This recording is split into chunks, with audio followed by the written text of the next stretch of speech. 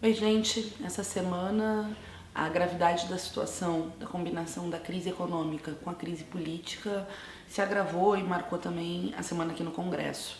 Vocês sabem que a agenda ultraliberal de reforma trabalhista, emenda constitucional 95, reforma da Previdência, já está mostrando seus resultados econômicos, né, como divulgado pelo IBGE há uma semana atrás, quando o PIB cresceu 1,1 e ao mesmo tempo que o crescimento é baixíssimo, né, nós vemos as consequências dessa crise econômica cada vez mais pesadas no bolso dos trabalhadores. O Brasil tem concentrado riquezas, concentrado renda, os ricos estão mais ricos e os pobres mais pobres.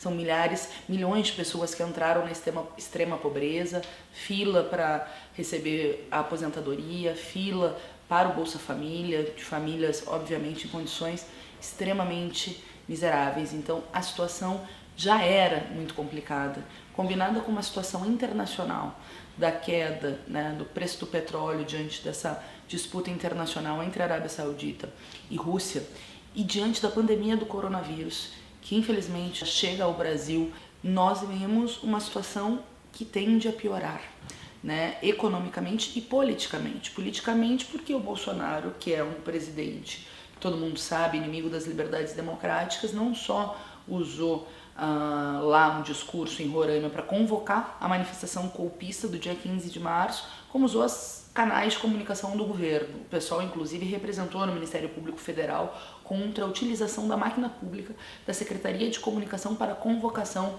de uma manifestação extremamente golpista. Mas a situação é grave e está sendo tratada não só de forma leviana, como no primeiro dia da pandemia do coronavírus, que o Bolsonaro inclusive debochou, falou que outros vírus matavam mais, deu respostas, ou aliás, não deu respostas com relação a medidas concretas de proteção à nossa população, mas a situação ainda piorou na semana quando teve uma reunião de emergência chamada pelo Davi Alcolumbre e o Rodrigo Maia com os ministros do governo Bolsonaro. Nós estivemos lá, eu, Ivan, Glauber, acompanhando a reunião, enquanto o ministro da Saúde apresentava preocupações concretas e reais com relação à condição do Sistema Único de Saúde, de atendimento à população, os casos detectados, medidas que talvez tenham que ser tomadas no Brasil se continuar crescendo, apresentou um pouco o panorama do coronavírus internacionalmente. Se por um lado o ministro da Saúde apresentou esse cenário, o ministro da Economia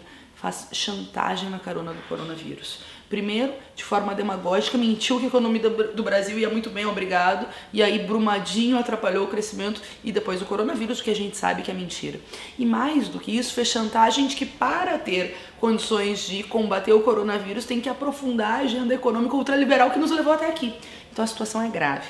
Nós precisamos, por um lado, né, e garantir e cobrar os recursos para o Sistema Único de Saúde, medidas concretas no atendimento à nossa população, no que diz respeito a esse vírus aqui no Brasil, mas por outro lado, não só não ceder à chantagem do Paulo Guedes, mas dizer que a hora do fora Bolsonaro lave Paulo Guedes junto. É inadmissível o que está acontecendo e justamente o sangue e o suor do nosso povo está pagando as contas dessa crise econômica criada pelos capitalistas e agora potencializada pelo cenário internacional de crise econômica que tende a levar a uma recessão nos países. Bom, para concluir, nós também tivemos a votação do veto do BPC. Felizmente, a Câmara derrubou o veto do Bolsonaro, que garante o projeto que nós conseguimos aprovar derrubando o veto, um aumento do teto para receber o benefício de prestação continuada. Agora a renda per capita é de meio salário mínimo, o que é muito positivo, porque a gente sabe de muitas famílias miseráveis que tinha um que ganhava um salário mínimo, não conseguia atender os benefícios, os critérios do benefício de prestação continuada e, portanto, não tinham direito a esse benefício.